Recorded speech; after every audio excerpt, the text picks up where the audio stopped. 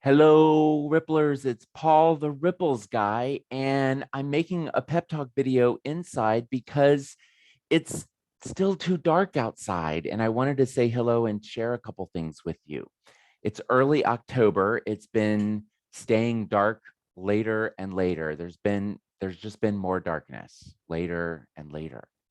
And as I've been striking out on my walk the last few mornings, I've noticed that there's different ways that me and my fellow morning walkers tackle the darkness. And my general strategy has been to just strike out, let my eyes get used to the darkness. And then soon I start noticing, there are a number of sources of light, and sometimes they help light the way, and sometimes they're just little beacons. I'm looking at a street light down a couple blocks, and I'm just going to follow it. It's not really lighting up the sidewalk, but I trust going in the right direction.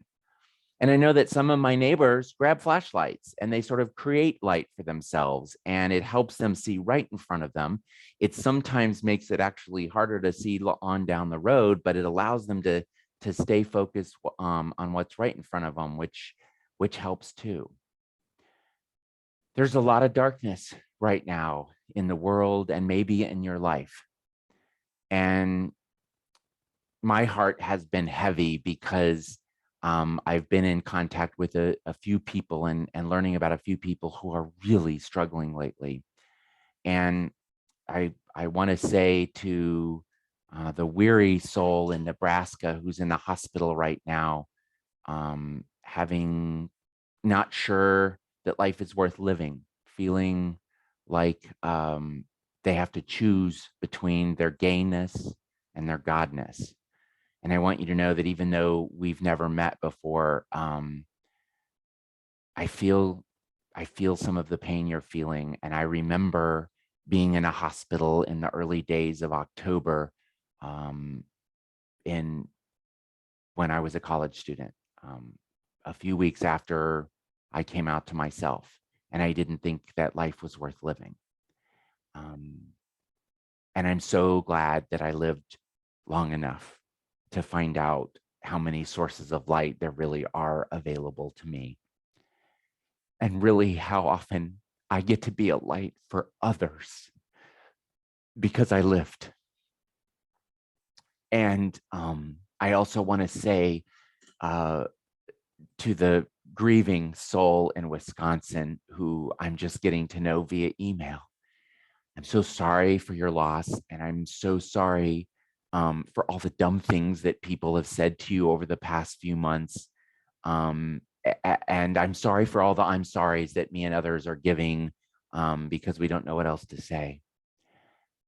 I can't imagine how much darkness is in your life right now.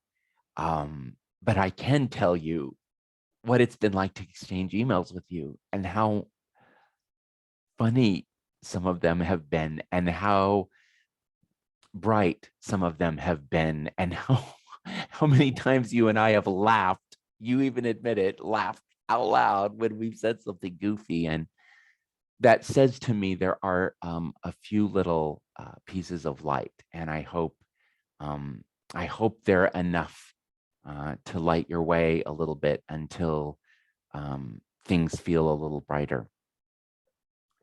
There's this writing that Nancy Battaglia wrote, and her friend Darcy shared with me years ago, that we put in Ripples, that ended up being part of our Ripples of Hope that we put together last year.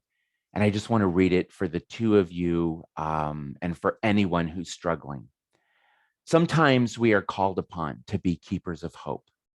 Hope for a better tomorrow, hope for friends in despair, hope for loved ones at risk, hope for all who dare to dream, hope that they will not stumble alone and in the dark.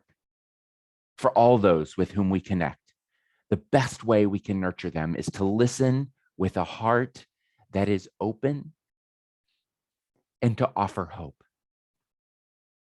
Hope that sustains, hope that nourishes, hope that offers comfort and perhaps healing.